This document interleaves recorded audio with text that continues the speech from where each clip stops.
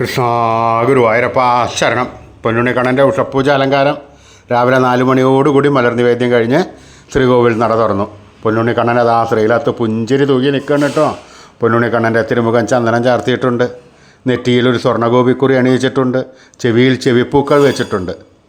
മാറത്ത് ഒരു സ്വർണ്ണത്തിലകവും 2 സ്വർണ്ണമാലകളും ചാർത്തിയിരിക്കുന്നു. പൊന്നിൻ കിങ്ങിണി കെട്ടി പട്ടുകോണകമെടുത്ത് ഒരു ചുവന്ന പട്ട് ഞൊറിഞ്ഞുകൊടുത്തിട്ടുണ്ട്. കയ്യിൽ ഓടക്കുഴലും താമരയുമുണ്ട്.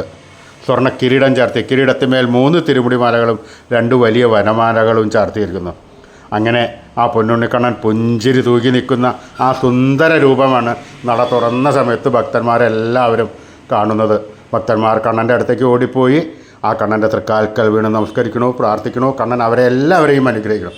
ആ രൂപം നമുക്കും നമ്മുടെ മനസ്സിലേക്കൊന്ന് ആവാഹിച്ച് പ്രതിഷ്ഠിച്ച് ആ കണ്ണനുമായി കുറച്ച് നേരം സംവദിച്ച് ഒന്ന് കൊഞ്ചിച്ച് ലാളിച്ച് ഒരു മുത്തം കൊടുത്ത് ആ കണ്ണൻ്റെ തൃക്കാൽക്കൽ വീണ് നമസ്കരിക്കാം.